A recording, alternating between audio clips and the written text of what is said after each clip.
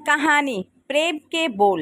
एक गांव में एक मजदूर रहा करता था जिसका नाम हरी राम था। उसके परिवार में कोई नहीं था। दिन भर अकेला मेहनत में लगा रहता था। दिल का बहुत ही दयालु और कर्मों का भी बहुत अच्छा था।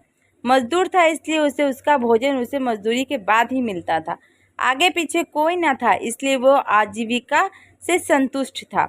एक बार उसे एक छोटा सा बछड़ा मिल गया। उसने खुशी से उसे पाल लिया।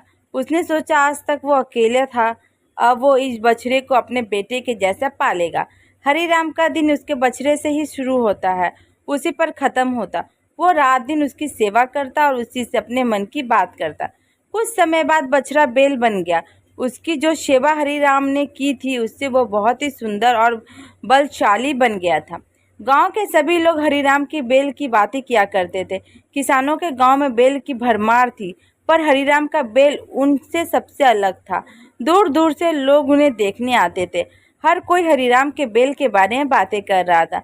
हरीराम भी अपने बैल से एक बेटे की तरह ही प्यार करता था। भले खुद भूखा सो जाए लेकिन उसे हमेशा भरपेट खिलाता था। एक दिन हरीराम के स्वप्न में शिव का नदी बैल आया। उसने उससे कहा कि हरीराम, तुम एक निस्वार्थ सेवक हो। तुमने खुद की तकलीफ को छोड़कर अपने बैल की सेवा की है, इसलिए मैं तुम्हारे बैल को बोलने की शक्ति दे रहा हूँ। इतना सुनते ही हरीराम जग गया और अपने बैल के पास गया।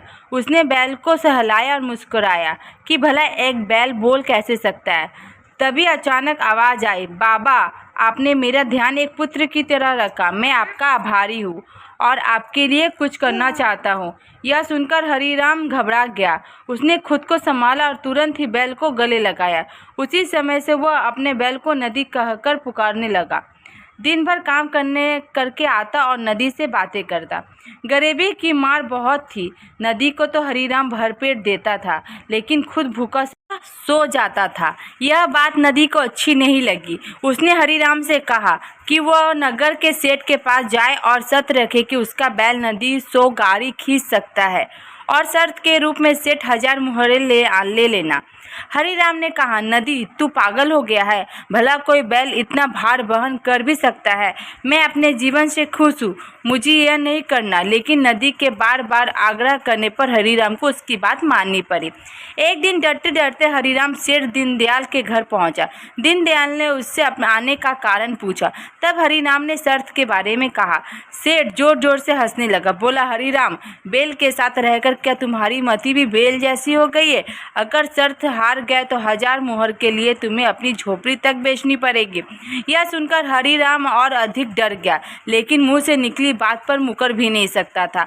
शर्त का दिन तय किया गया और सेठ दीनदयाल ने पूरे गांव में ढोल पिटवाकर इस प्रतियोगिता के बारे में गांव वालों को खबर दी और सभी को यह आदृत नज़ारा देखने बुलाया।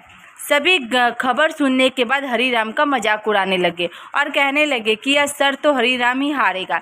यह सब सुनकर हरीराम को और अधिक डर लगने लगा और उसने नदी से घृणा होने लगी।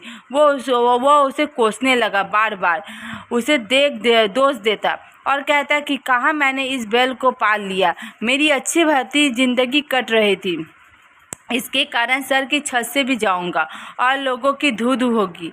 वह लोग अब हरीराम को नदी बिल्कुल भी रास नहीं आ रहा था। आगे की वीडियो देखने के लिए पार्ट 2 ज़रूर देखें और प्रेरणादायक कहानी अगर पसंद आए तो ज़रूर लाइक, शेयर, कमेंट और चैनल को सब्सक्राइब ज़रूर कीजिएगा। धन्यवाद।